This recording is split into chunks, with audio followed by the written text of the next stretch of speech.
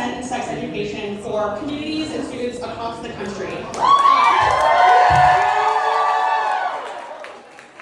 The bulk of the work we do is with students, primarily incoming and new college students. But Speak About It works with different age groups, including middle schoolers, adults, in lots of different contexts, in lots of different settings to help everybody and anybody build a culture of consent in their community. You'll hear a little bit more about those specific contexts from our iconic executive director, Monday Kruger.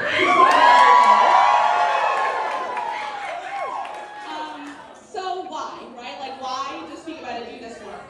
Not to make a rash judgment, but I think it's probably fair to say for most people in this room that the sex ed we got in high school, if any, was probably extremely heteronormative and did not prepare us for the reality of having sex, let alone the nuances of healthy relationships and consent.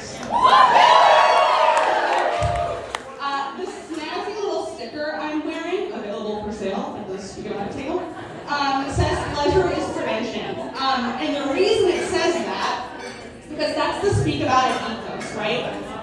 The CDC recognizes that inclusive affirmative consent education, like Speak About It, is the most effective way to prevent sexual assaults. When we empower people with the tools to build happy, healthy relationships, to respect their boundaries and other people's boundaries, to learn what feels good to them, and to really care about what feels good and safe to their partner, we create communities that are safer as a whole.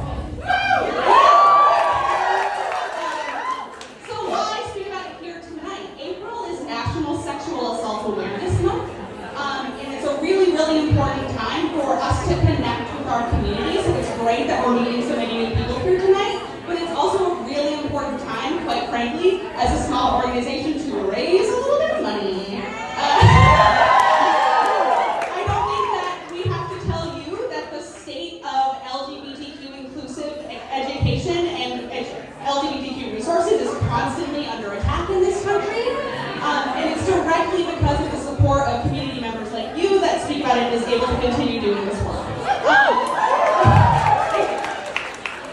You're going to hear more about that again from Monday. And before I leave you, I just want to remind you there's a couple ways to give tonight. Obviously, your dollars, you'll see some virtual tip jars floating around. And perhaps not most important, but our raffle. Who's bought a raffle ticket? Okay, if you haven't bought a raffle ticket, you have until the end of intermission. You can get a sunset cruise for 2, an oyster shucking class for 2, a haircut by Tasha Judson. Where is she? She's somewhere.